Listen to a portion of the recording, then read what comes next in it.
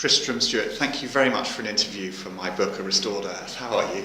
It's a great pleasure to talk to you about the future and present state of the planet. Thank you, Tristram. I think your campaigning and your vision of a world in which we eliminate food waste could put the world on a completely different trajectory. And I'd love you to explain what you do, how it came about, and what your vision is. Gosh. Why food waste? Food waste is in and of itself a colossal scandal. A third of all of the world's food is currently wasted. But at the same time, it is an equally colossal opportunity. If what we need to do is increase food availability to those who need it, all the 9 billion we're told to expect by 2050, at the same time as reducing environmental impact of food production, then cutting food waste is a really obvious, a low-hanging fruit place to start. It's simply a question of eating and enjoying all of the food that we have rather than throwing it away.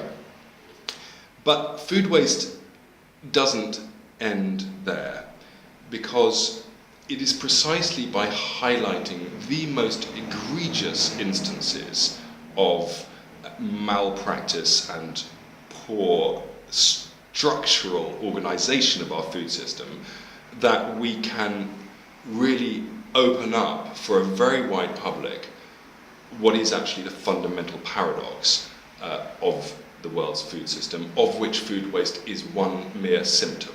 The paradox being that we have a food system that is at the root of the world's biggest public health crisis, namely overconsumption, people eating more than is good for themselves, at the same time as leaving nearly 1 billion people malnourished, and at the same time we're racing to do more and more of this already overcharged and surplus-ridden thing, and it's the single biggest negative impact humans are having and have ever had on the planet. It is responsible for most deforestation, 80% of fresh water use. It's responsible for soil erosion. It's the biggest source of biodiversity loss, and it is the biggest single source of carbon dioxide emissions.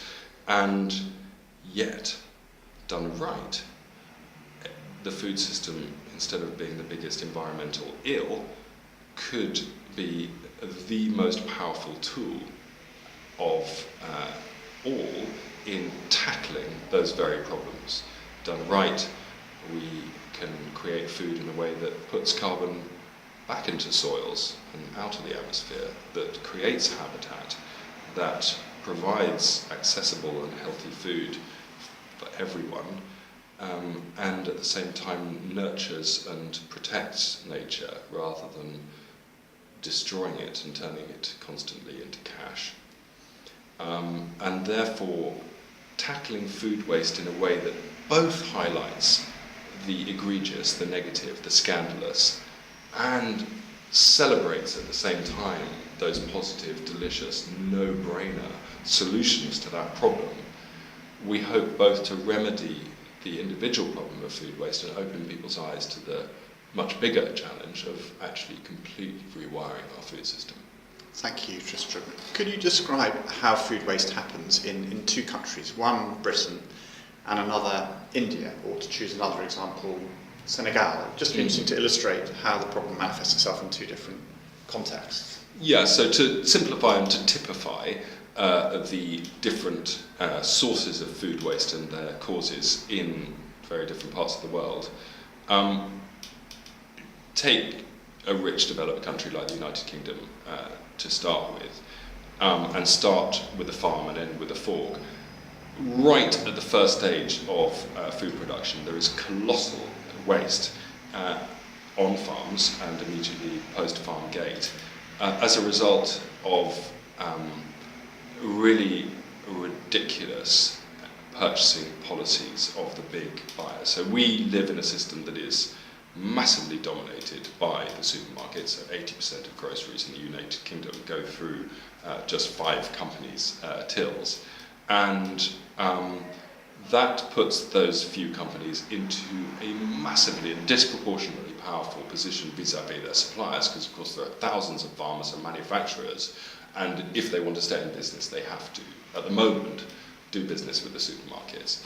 And that means that with the disproportionate power becomes, there is an abuse of that power, and farmers will very often find that not only price fluctuations and the rest of it, but indeed entire orders are cancelled or forecasts are amended at the last minute, so that crops that have been grown actually cannot find a market, and the investment has gone in, the cost is there, clearly the environmental cost has been incurred, and then the product is simply ploughed back into the land, so entire field full of carrots or onions or whatever it is will end up being wasted.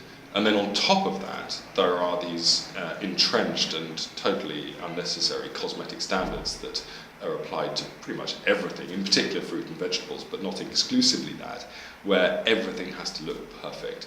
And of course nature does not produce uniformly, it produces diversely in the same way that we come in lots of shapes and sizes.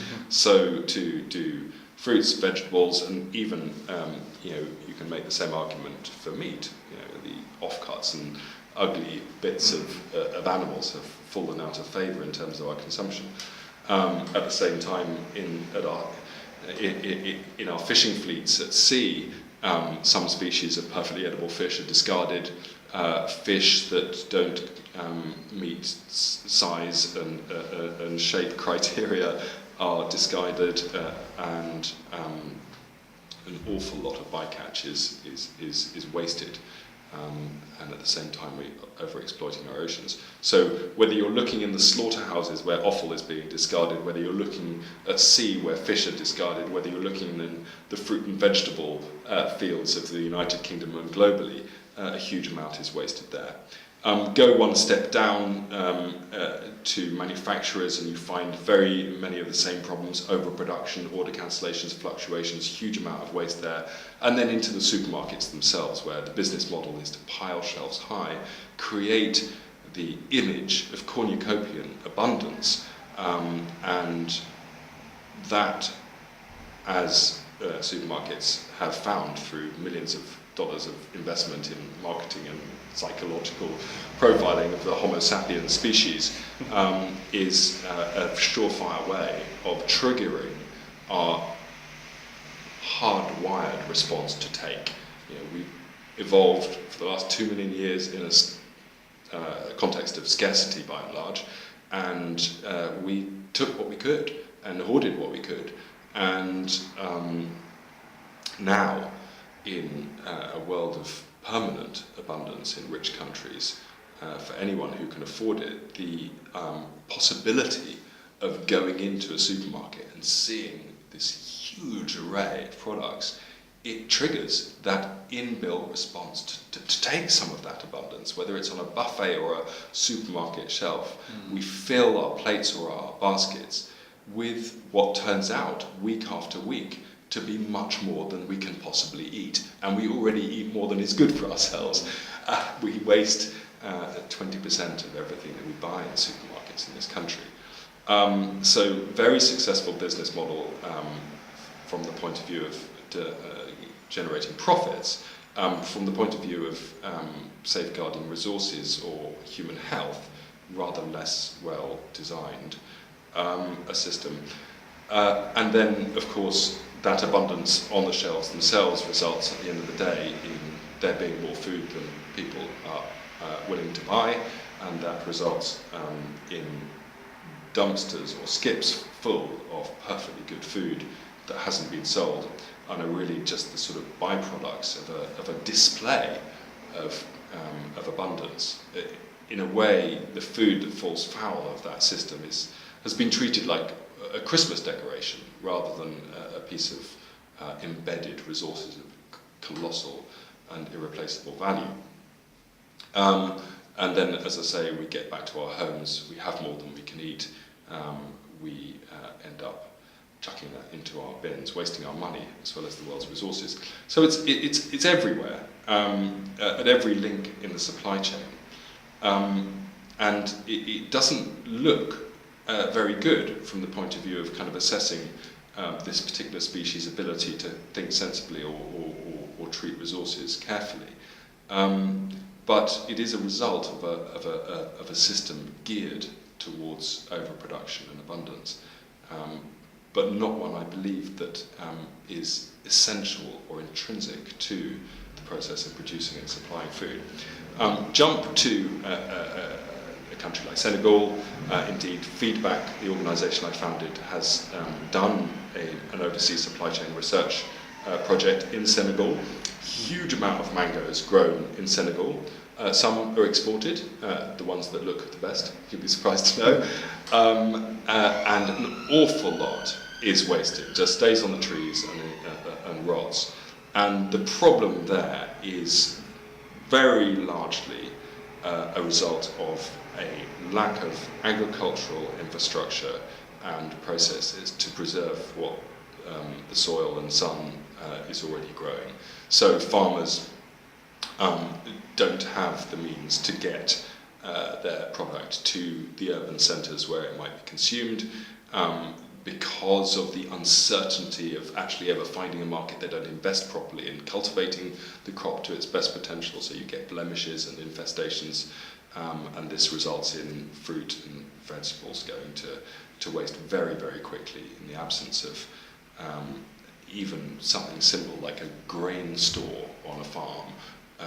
Food is kept in suboptimal conditions, and in the hot, moist climate very, very quickly gets infested with vermin or mould.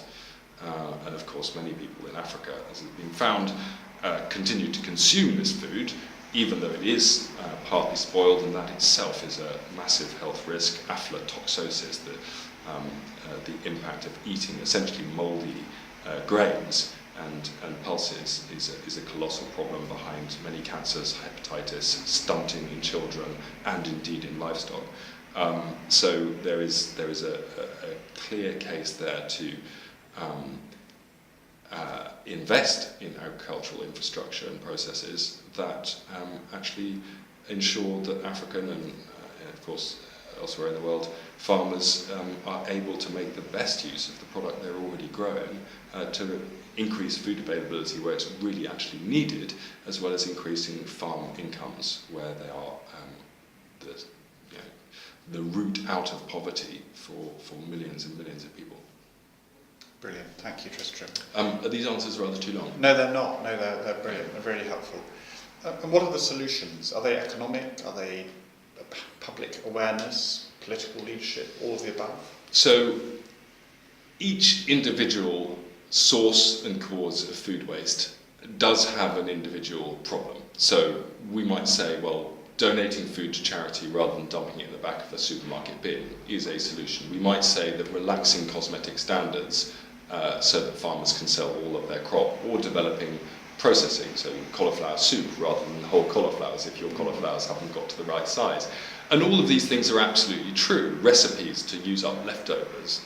But in my view, what underlies is indeed a prerequisite for all of those things to actually happen. The public must expect it and demand it. And that is a question of culture change. And I think the step is not by any means an unreachable one. And indeed, I think we are possibly well on the road to achieving it.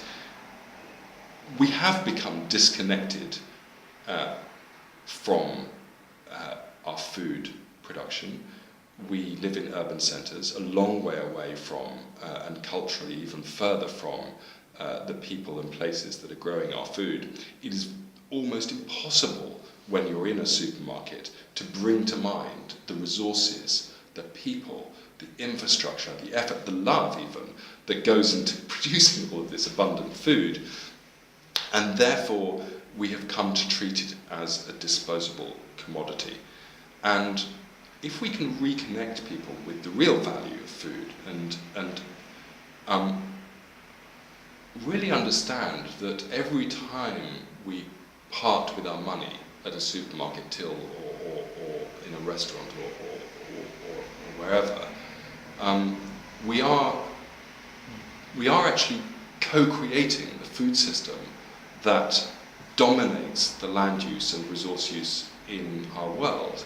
And by making better choices, better for our health, better for fairness and equity in the economy, and better even for our own pockets, if we make those right choices that respect the embedded resources and values in our food, we can, at the same time as nourishing ourselves with good, healthy, sustainable food, contribute to a system that actually nurtures our planet. And therefore,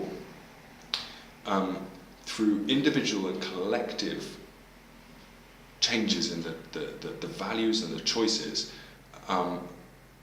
we will, at the same time as revising and rewiring our own consumption habits, rewire the food system. And food waste is just the most obvious way of communicating that problem. If you start with somebody who's never really kind of engaged on this issue with genetic modification, or even something like fair trade, deforestation, climate change, those things can feel very distant and removed, and whilst they're absolutely essential things to do, starting with food waste as an entry point, everyone can get, whether they're a taxi driver in London, the CEO of a .com in San Francisco, or an Indian peasant.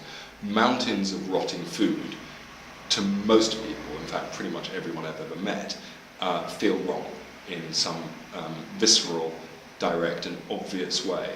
And you show somebody an image of colossal amounts of food going to waste, and there's a shock.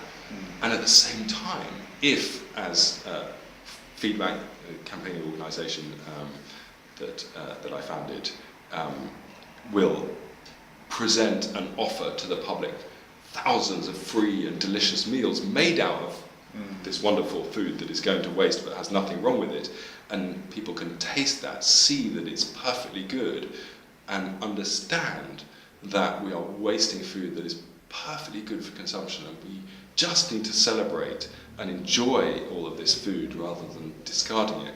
You have presented a compelling kind of choice for people to make in their own lives and the way in which they demand that the businesses that pay for their food and the governments that regulate those businesses, that a better way of doing things is immediately available, fun and delicious.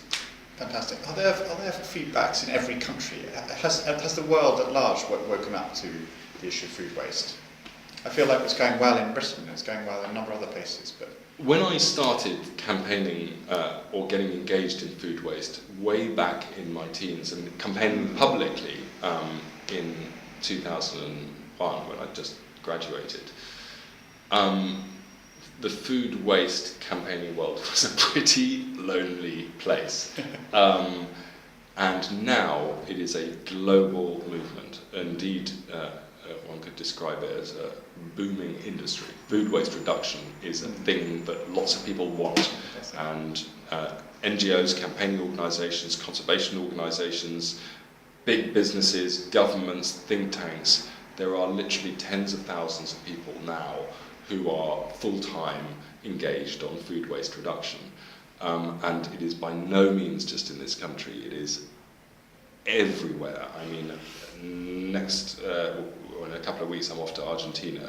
I just need to ping a message to my networks out there, and hundreds of people are going to come together and put on a big free food that would otherwise have been wasted feast. The mayor is going to come in, Buenos Aires, the Department of Agriculture is engaged. Everyone is just super kind of excited about elevating the public consciousness about that. The World Bank is engaged in food waste reduction in Argentina, and that's just one example of many, many hundreds of instances that have convinced me that we are now everywhere, and we have galvanizing all of this global activity now, a United Nations global goal, a sustainable development goal to halve food waste by 2030, an ambitious but realizable target, and even the US government has ratified and adopted under the EPA and the USDA, the Department of Agriculture and the Department of the Environment,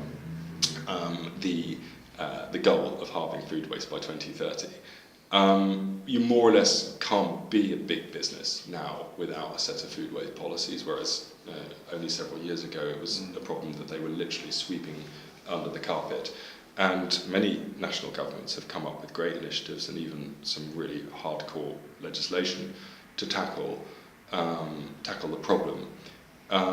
So measurable reductions in food waste have occurred, both at the domestic level here in the United Kingdom, 20-21% reduction in household food waste.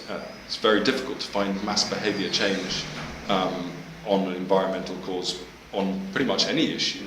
There are very few where real mass behaviour change has gone hand in hand with corporate policy change and legislative change in a way that really actually shows that what we have is a culture shift, and a culture shift that has very much come bottom up from the grassroots and has given legitimacy to the calls of activists like myself, that this is a system problem that we need to tackle in every different way available to us.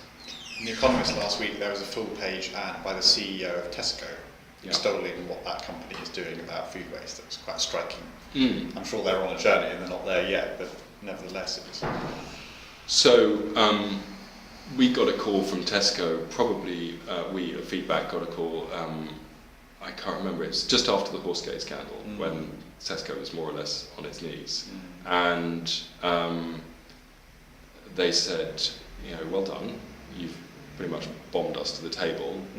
Food waste has been in the press week after week after week after week, and we're now going to take it really seriously.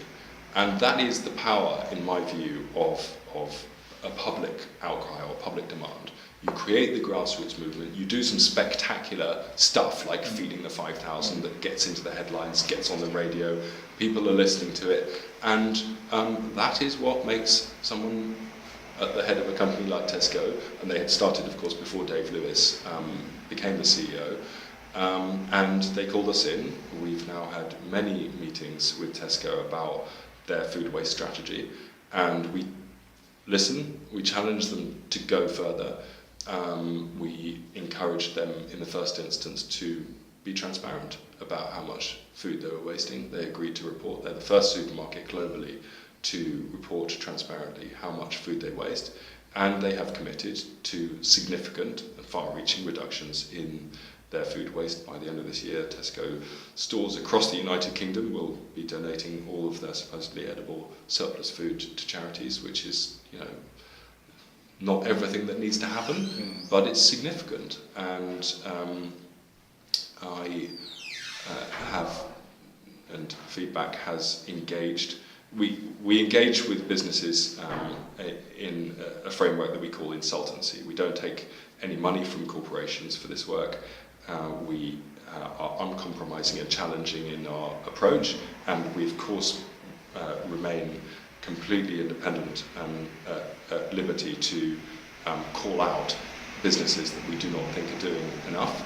And this has proved to be a very effective way of driving change within the industry. So Tesco was the first to do the transparency piece. Sainsbury's is now reporting its food waste. Even the British Retail Consortium now reports in aggregate how much the supermarkets are wasting.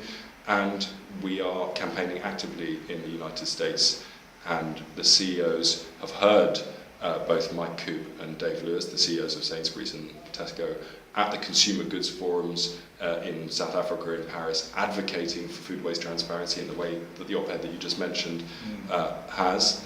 And they are listening, and they're calling us up and saying, all right, what is it that we have to do to catch up on the global stage with these initiatives?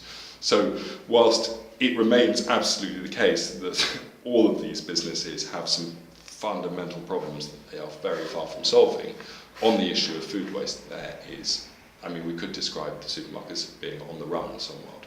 And it is my belief that whilst leadership and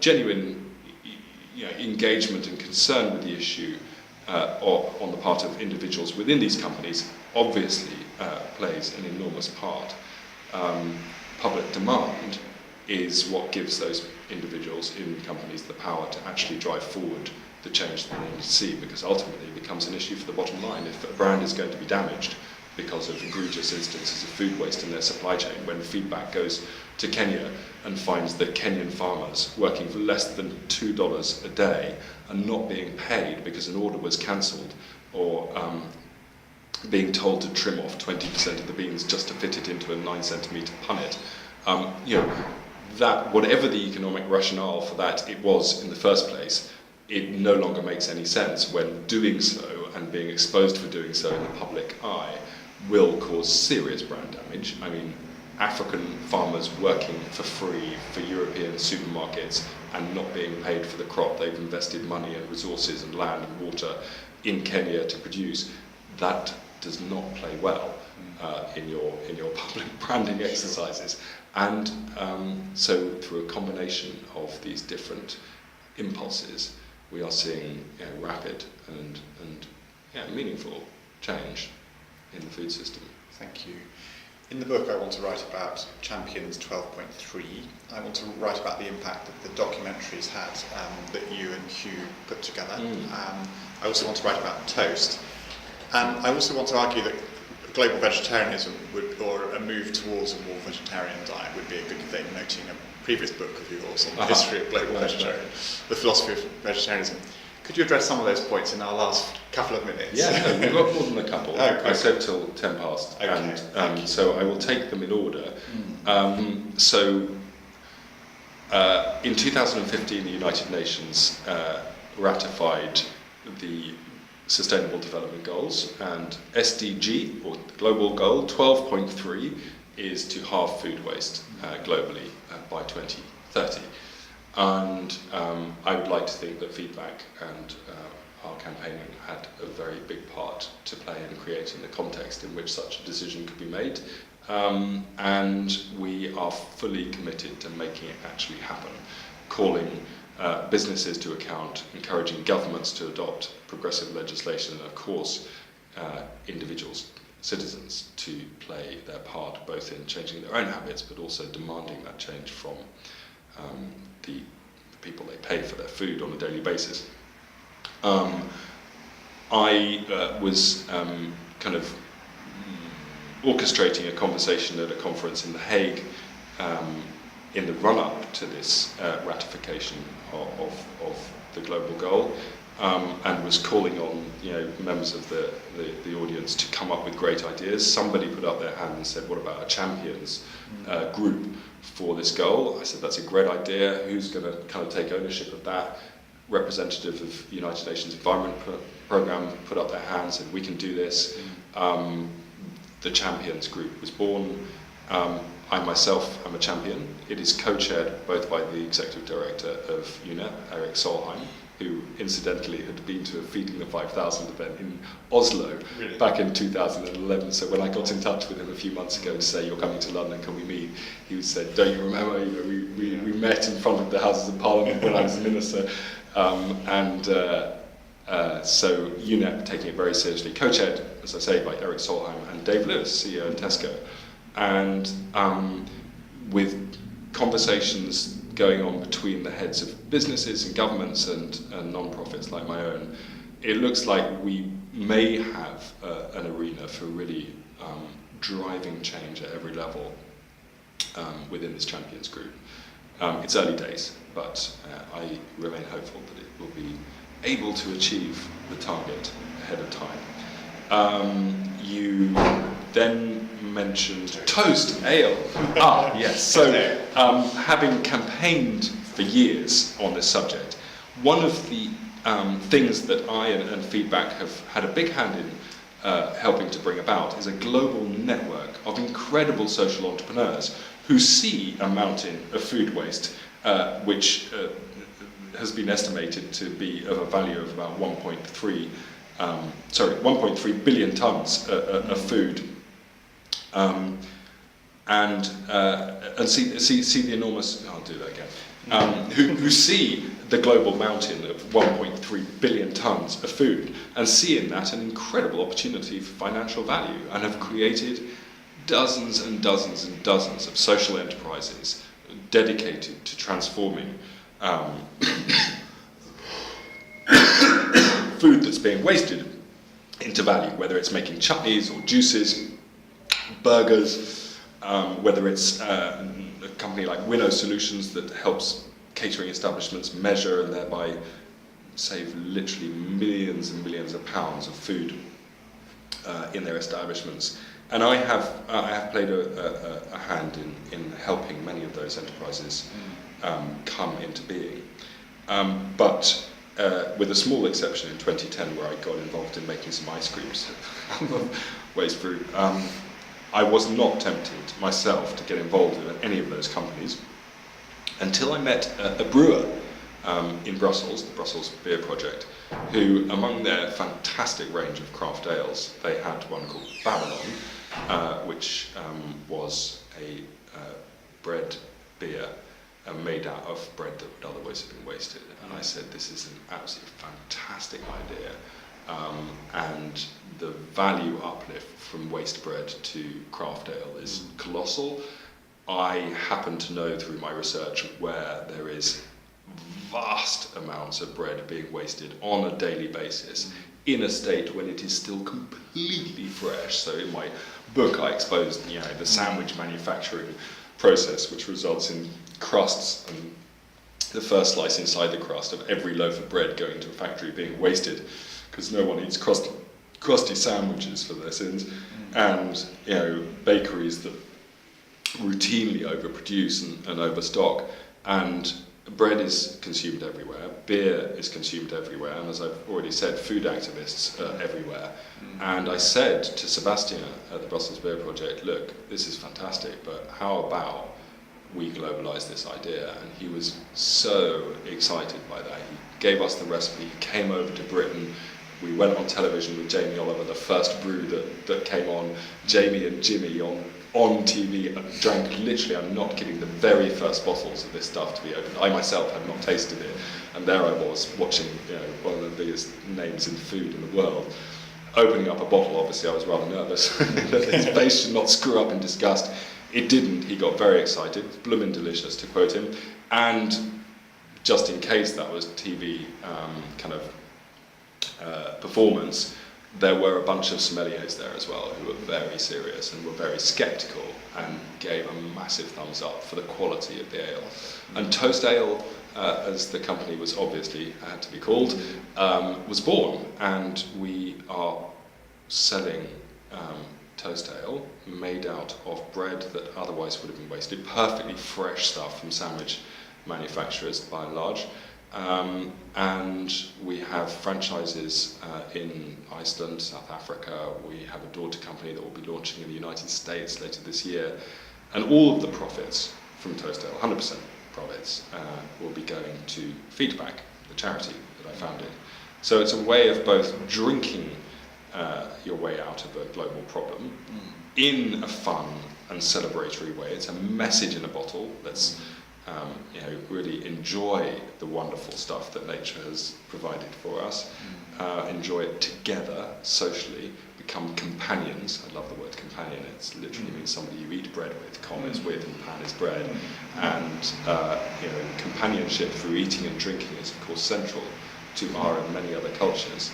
And so we believe through Feedback's work, through Toast work, that we are making companions of each other globally.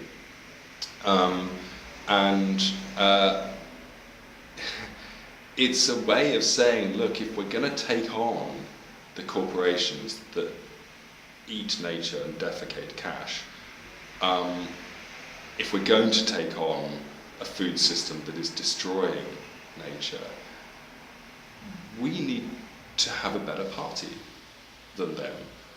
We're not going to get there by just standing on soapboxes saying you've got to stop doing this and you've got to stop doing that.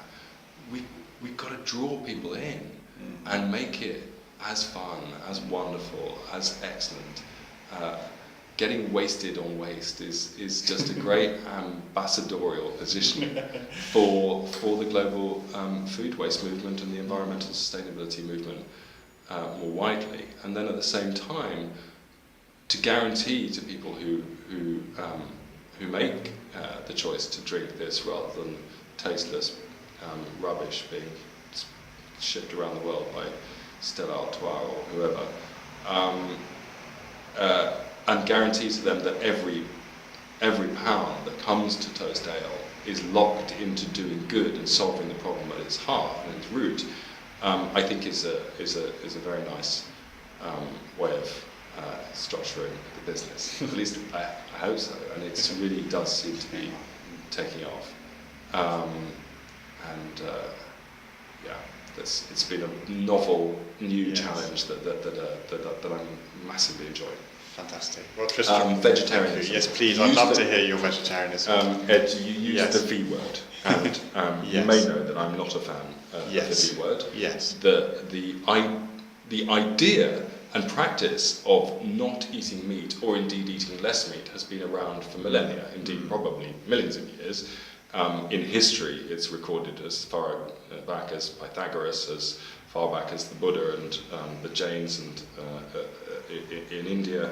And as I showed in my book, The Bloodless Revolution, my first book, in the 17th and 18th century, it was a subject that most major intellectual thinkers, writers, engaged with, whether they were doctors, theologians, moral philosophers, naturalists. Everyone got engaged in the question of whether it was right to eat meat, how much meat it was right to eat, in what conditions it was right to keep animals, and it was obvious for everyone that this was of relevance to health, to fairness, to justice, to eventually what we can actually identify as sustainability or a concern for the environment, which is why I wrote the book. You know, this is the origins of what I would call environmentalism. You know, the idea that nature and things in nature have a value in and of themselves, not just insofar as they served human ends. This is the crucible of kind of thinking that gives rise to that whole kind of movement. The problem, or the big mistake, was made in 1842 when some people came up with a word for this practice, vegetarianism, and a society, a Victorian society, which was essentially an excuse for everyone else to pigeonhole them and thereafter ignore them. That is an identity, it's people over there, and that, I'm afraid, is still, for most people, where vegetarians belong. And it's only really in the last 5 to 7 years that, in the context of climate change and the need to reduce meat consumption in rich countries, or else the goal of keeping climate change below 2 degrees centigrade of warming, let alone 1.5, is simply unattainable with the current rate of meat and dairy consumption in rich countries. It's wholly, if we do not do that and reduce food waste, then by itself the food system will use 100% of our carbon dioxide emissions allowance. So if we did absolutely everything else, completely switch to renewables, totally carbon-free transport, every single mode of everything done, and completely eliminate all emissions from all other sources, the food system by itself would take us beyond even vaguely safe limits of climate change. And the two most obvious ways of reducing emissions, indeed in the most optimistic scenarios, we could cut emissions from the food system by 70% simply by eating only the amount of meat and dairy products that is healthy for us, which in rich countries of Western Europe is around a third of what we currently eat, and half food waste. Those two really very obviously self-interested things that we could perfectly well do. Only by doing that can we keep climate change from wreaking catastrophic damage on our planet. And therefore, whilst I profoundly believe that we all, individually and culturally, need to start seeing meat as something that we eat and enjoy, only in small quantities. And most cuisines around the world have celebrated that. You go to Asia, so it's shreds of beef or shreds of pork in a big pile of rice and vegetables. You get the flavour, you get the enjoyment. You don't need to eat vast chunks of flesh to get the enjoyment from. So whilst I think that massive reduction is needed, I'm not of the view that vegetarianism or veganism are either moral necessities or, for that matter, most importantly, very good strategies if your objective is to reduce as far as possible the consumption of these products globally. Using the V word is a way, de facto, of switching off 90% of the population.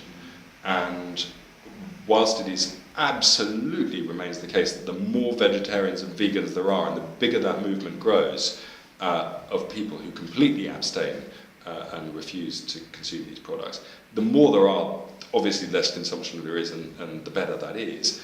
As a campaign strategy for global change, it is one that I think is not as good, not as likely to be successful as giving the real data and the real moral arguments that, in my view, say that meat produced in the right way, feeding food waste to pigs and chickens, using the herbivorous animals like cows and sheep and goats, who are able to turn cellulosic material that we have no other use for, leaves and grass on hillsides, for example, allowing pigs to pick up the acorns and beech mast in forests or whatever, using the unusable, the byproducts of our natural system to turn into meat and dairy products, to turn into manure, which of course fertilizes our fields, to be part of sensible rotation systems. A small amount can be produced in that way, can be enjoyed in that way, that actually increases the amount of food that you can get from any individual piece of land or landscape. Those things are not just okay to do, they're good to do. And within the limits of productivity, consuming those products is absolutely fine and happens to be downright delicious. I didn't get on to kind of all the squirrels. We should be arming our teenagers in this country with air rifles to go out and shoot grey squirrels, which are a massive damage to forestry, and of course are exterminating the native red squirrel, and eat them. We should be training. I grew up doing exactly that, shooting rabbits and squirrels and wood pigeons, and it's a great way of connecting to nature, of getting meat in ways that is, again, completely a contribution to conservation and ecological living, and can provide delicious and fun and really meaningful meals for people. So I'm not a vegetarian. I respect, obviously, people's individual choices to be vegetarian, but I don't adopt it as a campaign kind of objective. Reducing meat and dairy consumption in the same way that we need to reduce an awful lot of other things is fine. Thank you, Tristram. All right, those are very all my inspiring things. to listen to. Thank you very, very much.